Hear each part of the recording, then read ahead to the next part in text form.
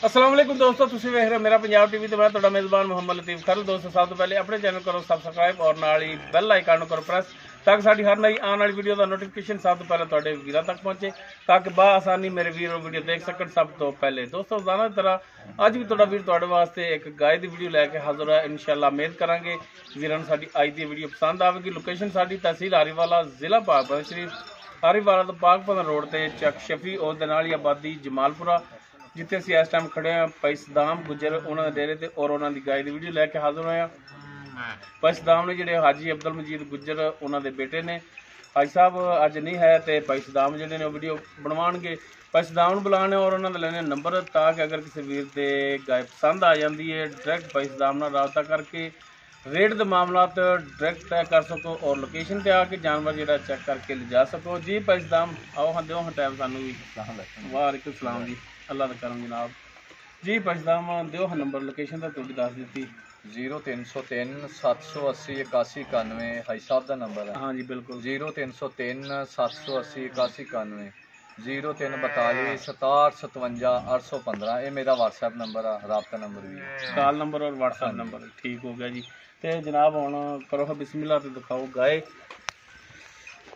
यह गाय भाई सदाम होरां दी मुकम्मल इसका कद वीरां दे सामने वीर देख सकते, रंग नस्ल जात वो कैमरे की नज़र है। वीरां ने कर लेनी तसलियां, माशाल्लाह फुल बरीक गाय, सिरों कोनी है और सुमन वाली है। किनवा सुआ सुना है, ये सारियां गल्लां जिहड़ियां ने वो करांगे भाई सदाम नाल। माशाल्लाह सोहना लिबास बनाया, सोहना थन लग्या है। बाकी किनवा सुआ सुआना है, ये सारियां गल्लां होणगियां डिटेल नाल भाई सदाम नाल। ते भाई सदाम माड़ा छड्ड के टोर के दिखाया जे, ताकि जानवर का पता चले टुरन फिरन का। माशाल्लाह देख सकते हैं वीर, सील साऊ है और जिवें माशाल्लाह मर्जी ना इस तरह दो दो तीन तीन जने चिंबड़े रहने ना, बड़ी माशाल्लाह शरीफ गरीब सारा कुछ। असल जानवर का हक ही है कि सील होना चाहिए, जिवें मर्जी बैठ के धारा मारी जा सून वाली दियां। बिल्कुल। ते खोलो हाँ भाई इमरान ते माड़ा टोरो हाँ।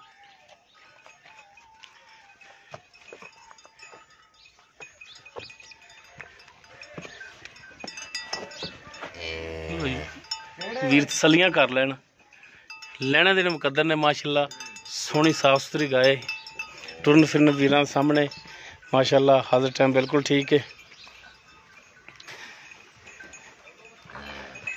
बाकी नस्ल जात वो वीरां दे सामने, मजीद मालकां तो पुछ लैने।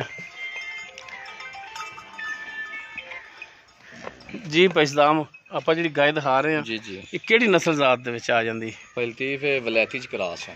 ਵਲੈਤੀ ਚ ਕਰਾਸ ਹੈ। हाँ जी, ठीक हो गया। तो वलैता ना गर्मी ना सर्दी। ਤੇ ਕਿੰਨਵਾਂ ਸੂਆ ਇਹਨੇ ਸੁਣਾ? इन्हें दूसरा सुबह सुना है अपने को। ਦੂਸਰਾ ਸੂਆ। हाँ जी, ਤੇ ਕਿੰਨੇ ਦਿਨ ਲੈ ਜਾਏਗੀ? ये दिन कल पूरे हो गया, हुण उत्ते 2 दिन लै जावे 3 दिन लै जावे, या अज सूप होवे या कल सूप होवे, दिन ते पूरे हो गया। ठीक हो गया। 2 दिन उत्ते लै जाएगी। हाँ आज रात ਨੂੰ ਸੂ ਸਕਦੀ ਹੈ, ਕੱਲ हाँ दिन के ते कल पूरे हो गए। ठीक हो गया जी। हाँ जी, दिन बस पूरे हो गए ने, 1-2 दिन लगेगी। सही हो गया। ਤੇ ਅੱਛਾ ਇਹ ਹੁਣ ਸੂਣ ਵਾਲੀ ਇਹ ਤੇ ਕੀ ਥਣਾ ਦੀ ਗਾਰੰਟੀ ਤੁਹਾਡੀ ਹੋਵੇਗੀ? ਇਹਦੇ ਆਪਣੇ ਛੱਟਾ ਫੁਆਰਾ ਗੰਢ ਮਰੋੜੀ ਥਣ ਚੱਲਦੇ ਹੋਣਗੇ, ਆਪਾਂ ਹਰ ਤਰ੍ਹਾਂ ਦੀ ਗਾਰੰਟੀ ਦੇਵਾਂਗੇ। ਠੀਕ ਹੋ ਗਿਆ। ठीक हो गया।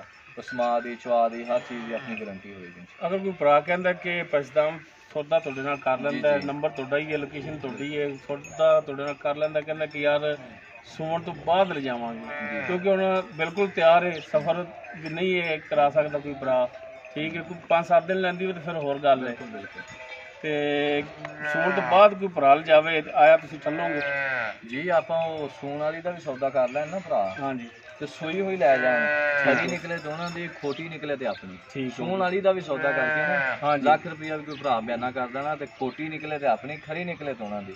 ਠੀਕ ਹੋ ਤੇ ਗਿਆ। ਜੇ ਜਿਸ ਤਰ੍ਹਾਂ ਉਹ ਸੂਣ ਵਾਲੀ ਜਾਣਾ ਚਾਹਵੇ, ਕੋਈ 2-4 ਦਿਨ ਰੋਕ ਕੇ ਬਿਆਨਾ ਕਰਕੇ ਜਾਣਾ ਚਾਹਵੇ, ਆਪਾਂ ਤਾਬੇਦਾਰ ਆ। ਉੱਪਰ ਆਉਣਾ ਚਾਹਵੇ ਤਾਂ ਵੀ ਆਪਾਂ ਵੈਲਕਮ ਕਹਿੰਦੇ ਭਰਾਵਾਂ ਨੂੰ, ਬਿਲਕੁਲ ਤਾਬੇਦਾਰ। ਠੀਕ ਹੋ ਗਿਆ ਜੀ।